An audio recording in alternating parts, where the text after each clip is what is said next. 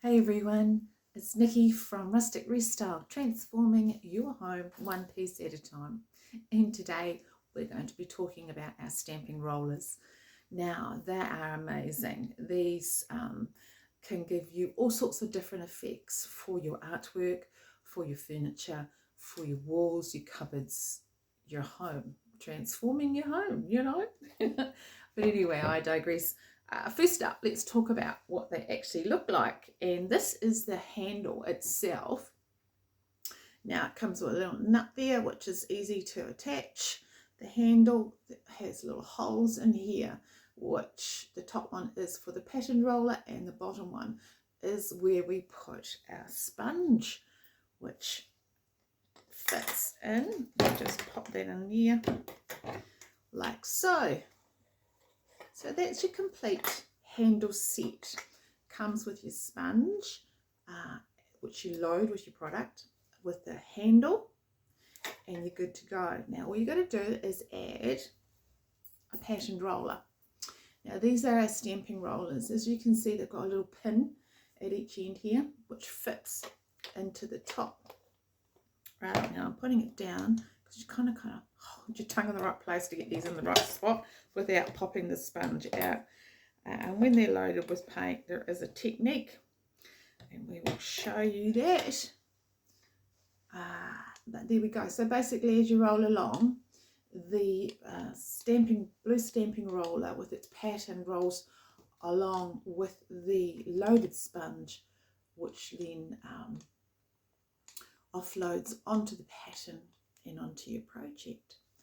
So how are we going to do this? Well, first up, you load your roller, okay, your sponge, this part here. And to do that, now our handles have a little curve at the top here. Some of the newer ones don't, but this particular one does. So I'm just going to pop my roller in the top here, and I can load it from there, all right? But I actually find I often just leave it in the bottom holes here. It's kind of spring loaded, and if you find that they're not quite as loaded as you'd like, just push the two sides in, but you need to be able to roll it like that. Now when you're loading it, you want those little curved pieces up so it's not going to gouge into your tray. How do we load these with paint? Which is what we're going to do today, but you can also load them with your glazes, which is great, and our foil adhesive, of course, which is really amazing. Metallics look lovely on these, and here is one of our patterns with the metallic. I think that's chrysanthemum. She's absolutely gorgeous with that lovely pearl metallic that has been offloaded onto there. And actually I should show you that one. And there is another one. It's done with foil adhesive and two different types of foil. That's Primrose, and one we might play with today is Primrose, and our Artsy Leaf. Now that's done with foil adhesive, and you can see how it's been rolled on, come to tack, and then put the foil adhesive on. But today we're going to use paint, and we're going to do something really simple today, in that we're going to make, I'm just shaking some paint here to mix it up. We're going to make some simple wrapping paper so that it shows you how diversifiable we can do these. Yep, wrapping paper, gift bags. I often do my bags to the shop with one of my rollers and some different coloured paints. You think about, you can use more than one shade. Maybe we can have a go with that. All right, but today we're going to keep it very simple, and I'll pop you down. Now I've got a couple of different trays here. Now this is a wide painter's tray. You know, it comes with a dip in the end where you put your paint, and this is where you offload. Now, yeah, I could use that, but I can't really roll that with the handle. I can offload here because it's wide enough, but you really need some length, yeah? So best thing to do is pop down to your local cheapy shop and grab yourself a plastic tray. They're easy to wash. I've actually popped a little press and seal on there because it's a little cheap for you. Today in New Zealand, it's a little bit hard to come by because we are not doing any more disposable plastics here, which is something I love. I do still have a little bit of it, which I usually use for my foil adhesive, but today we are going to use it for our paint. Alrighty, so how do we go about this? Right, let's get some paint onto one end of the tray, and we'll be able to add more to that if we need to. Now my roller hasn't been used for a little while, so I just want to get you in the right spot. So what I'm going to do is quietly spritz it with a little bit of water, just to moisten, not to wet. Like, I can't squeeze any water out of that, but it just allows the absorption of the sponge with the paint. Now remembering to have the curved part of the handle up, and I will just simply roll that backwards and forwards. And look at that plastic's not going to be helpful to me today, is it? And just keep it rolling. Now obviously I need a bit more paint in there. I should have left the plastic off, shouldn't I? Because I didn't overlap it at the end. It's been a bit tight and it's not really staying there for me. Okay, so go forward, go backwards, go whichever way suits you. Okay, and you can see I've got some loaded on, some not. A bit more paint. And if you're having trouble, just grab your trusty brush and tuck it into the ends, you know, or across the middle. Like there's a patch there. Let's just pop that on like that. You know, ultimately I don't want a huge amount of paint on my roller today, but I do want it even. Yep, so there's still a little bit more there that's not as even as I would like. And this can take, you know, take a moment or two just to get that roller loaded as you would want it to be.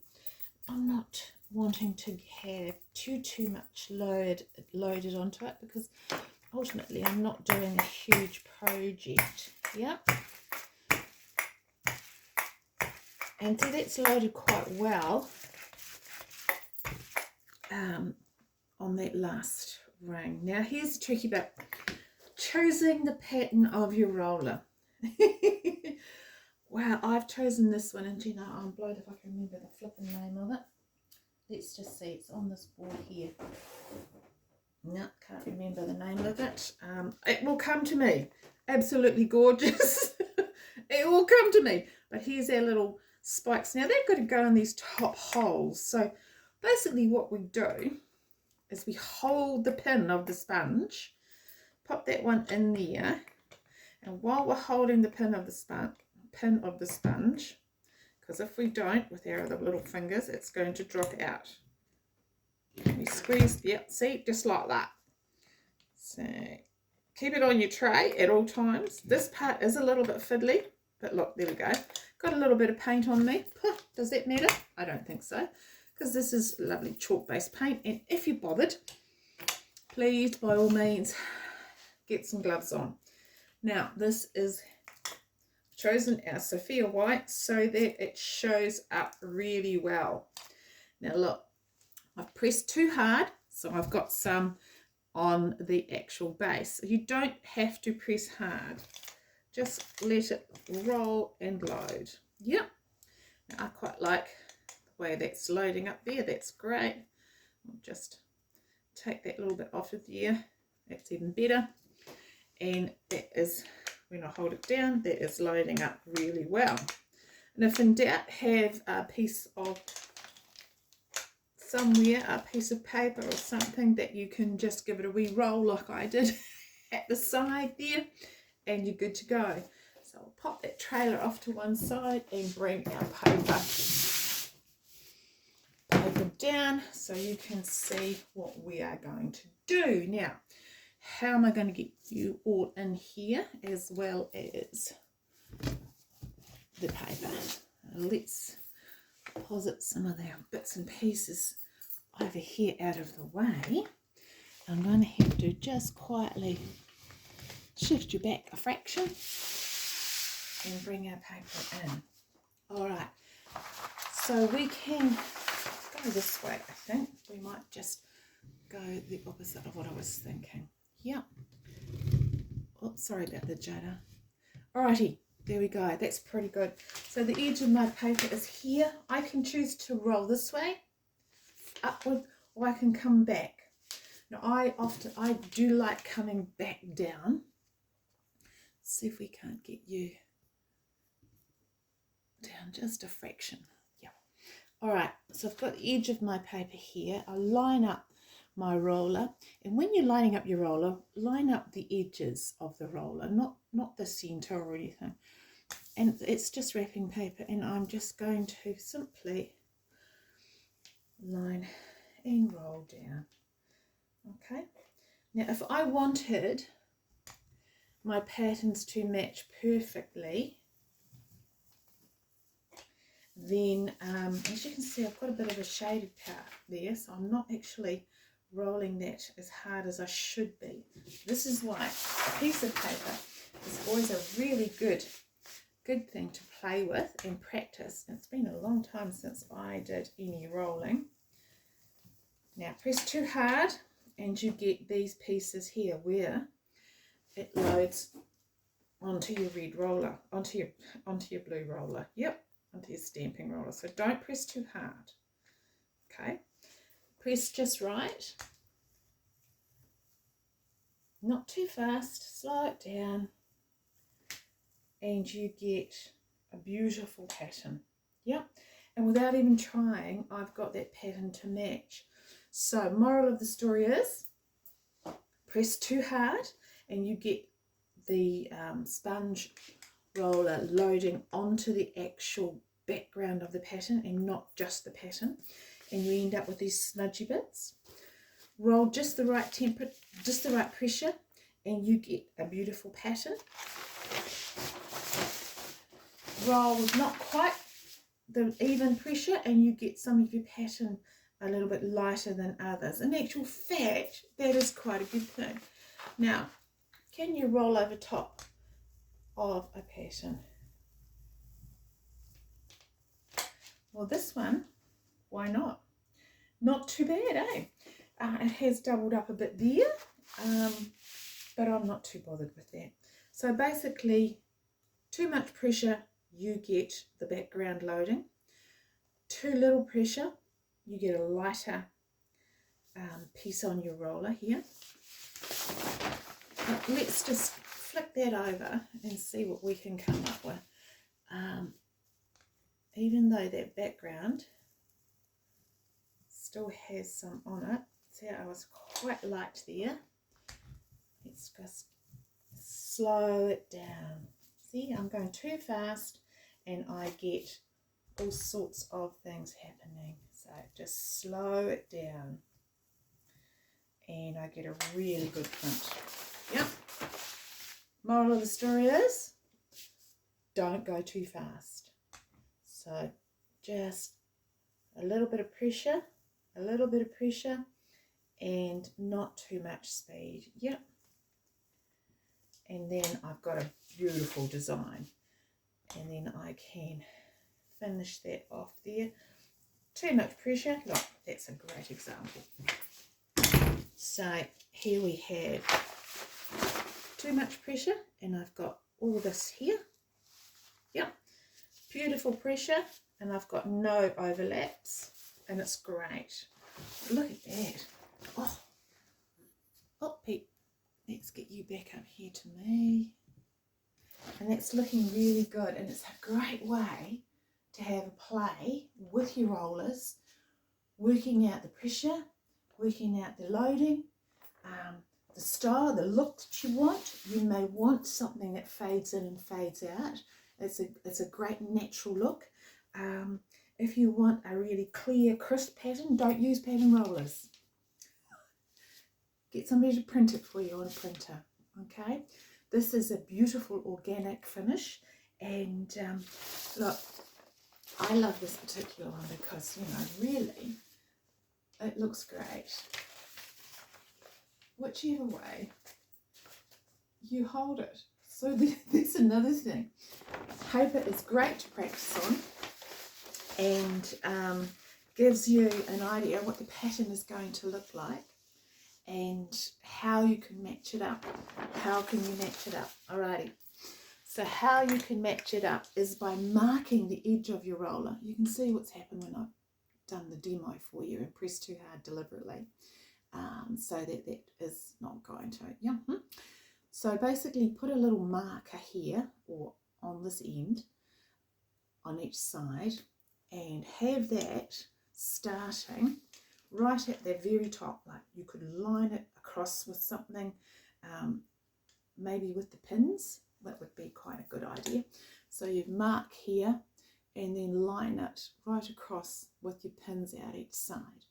And each time you come to the top of the work where you've started, or if you've started at the bottom and rolled up, line up those marks each time, and you will start your roll in exactly the same place on the pattern. And when you roll down, you'll always get the matching pattern.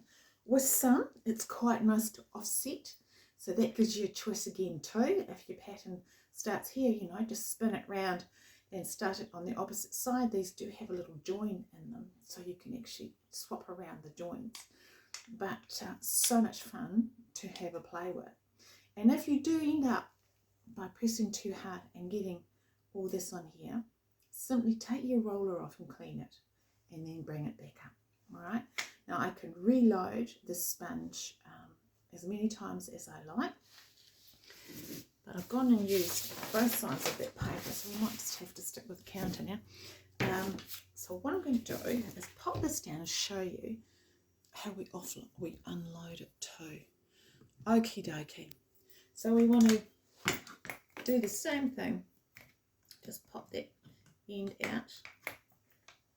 Trying your best to sort of hold that with your two back fingers to keep it in place, and place it on there, and just simply pop that one into the sink, and it's good to go. With these roller handles, you can use the art pattern rollers with them, and we use them with a converter bar. My one's got a little bit rusty there because it's been left in the water a bit long, but they work really well. And that is good old Primrose. She's amazing. Let's just pop her in there. The same concept. Try and hold that one with your fingers a little bit there and pop it in. Yeah, same thing applies. Roll it on, and not too much pressure. Yeah, and load. It's slipping on the plastic here, but I think we're getting a load up now, aren't we? Okay, so that's looking quite good. I'll just do a load run on my piece of paper. Let's show you. Primrose is gorgeous.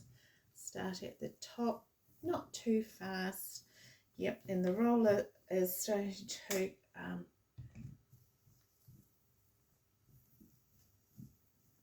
need a refill, but I've still got a gorgeous pattern there with Primrose, and that's the paper on the countertop. And that shows you how you can use the art rollers with the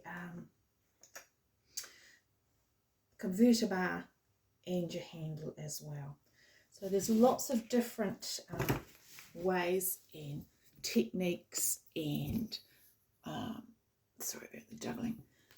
So ultimately it's the type of pressure you apply always have it on a flat surface, and a very steady flat surface, because anything that gives you lumps and bumps underneath the roller pattern is not going to paint onto, or give you a bit of an interesting look. What's another tip?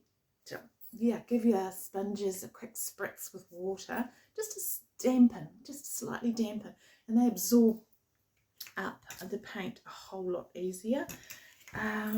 Basically that's it. Yeah, if you do have a problem with the type of paint you're using and the roller slips a bit, you can walk it around with your hand as well, but that will depend. The pressure you use and how it works will depend on the paint you use. We are using a chalk based paint, which is quite a heavier creamy texture, and of course has the chalk in it for gripping. But you can use these. You can use these with your other paints as well. Yeah, and as I say, glaze is great.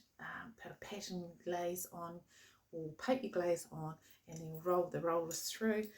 Put your glaze on here and put your pattern on. Metallic, as I said before, that gorgeous metallic, it's a pearl metallic here, and you can see how lovely that is. More noticeable, oh there we go, in person, but yeah, she's gorgeous. And yeah, the foil adhesive, artsy leaf here with the foil adhesive applied in exactly the same way we just applied the paint. Yeah, foil adhesive on the roller. Use your blue Artsville roller with the artsy leaf, or use your converter bar with your art roller and your converter bar, and it'll go on the handle. Yep, and this is the artsy leaf roller, and you can see how well that looks. And then pop your foil and seal later. So have some fun with these rollers. They're amazing. They're so much fun to use, and you'll note here I haven't oh look, I've just pushed that on there now, pushed too much hard on here. I've just had it on the tray, so that's not a good example, is it? And it's worked really, really well. And what do we do to wash them? Soap and water. Yeah, so basically I'll take my old blue roller here that's looking a mess because I was doing all sorts of wrong things with it, and just put it under the cold water with a soft nail brush and give it a scrub up, and it's good to go, and drain it well. And with this guy, take the converter bar out, okay, and give it a good dry so it doesn't go rusty like mine did. And then this guy here too will have a hole in it. You see, so let them drain. Set them up this way, wash them and let them drain. So yeah, really easy to clean, and really great to use. So look, here's your art rollers, your stamping kit, converter bar with your art roller, or your stamping kit with the blue roller that is made to fit. So lots of different things you can do. Look forward to hearing what you're going to do with yours. Okay, all right, bye for now.